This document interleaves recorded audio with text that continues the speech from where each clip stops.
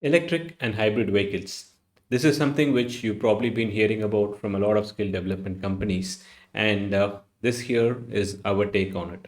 So, when we talk about electric vehicles, we talk about it as a whole, we talk about it as e mobility.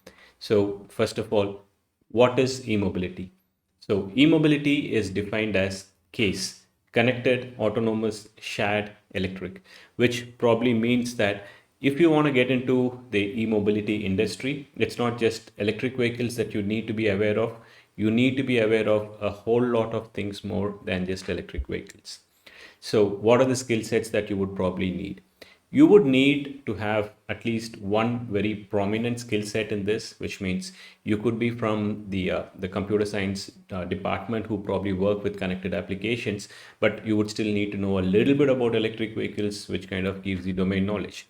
Or you could be a mechanical engineer who is trying to concentrate on the electric vehicle component of it, but until and otherwise you have some little idea about what connected applications mean or autonomous means, it's going to be pretty difficult for you to get into the OEM industry of your choice. So that brings us to the second question. What do we think is the single most important skill set that an engineer has to possess? We think the answer to it, one line answer to it, is going to be mathematics. So, mathematics probably scared you away, but please stay with us while we try to tell you what it is about. Right. So, what should you do? This electric vehicle course, the level one, is going to be the domain knowledge at best. So, unless you start expanding on it, you will not be able to get a job just by learning about electric vehicles.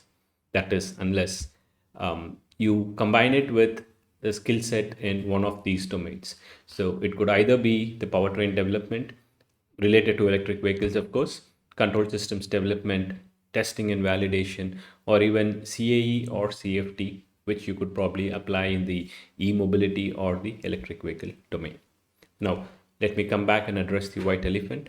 I told you that the single most important skill set is going to be mathematics, right?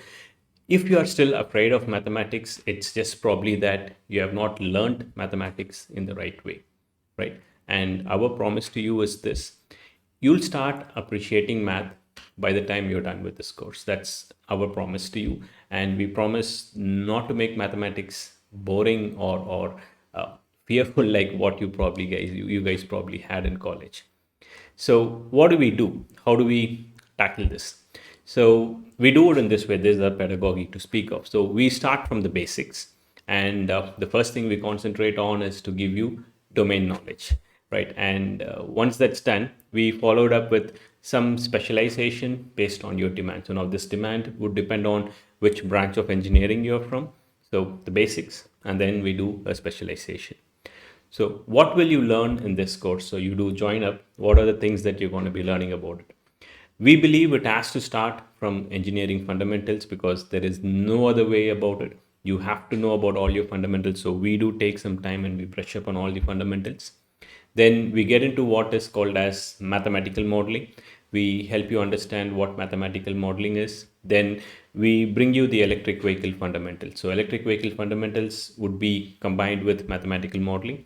Then we teach you about control systems and control theory because believe it or not, e-mobility is a convergence domain and there is no way you're going to like be looking for jobs in the electric vehicle segment if you don't understand control systems. So again, this is from the ECE domain, which we have tried to make it really simple so mechanical and automotive engineers can understand it as well. And finally, we teach you about model based development. So a lot of people think model based development is just MATLAB Simulink, but that's not the case. It goes a lot more beyond just MATLAB Simulink, and it's a whole development process which we teach you about. And finally, we teach you testing and validation. From the tools point of view, what we would be using primarily for teaching you this course would, of course, be MATLAB Simulink. And along with that, we also have optional modules. The modules you can choose are Ricardo Wave or Ignite if you want to get into the engine side of hybrid vehicles or something like that.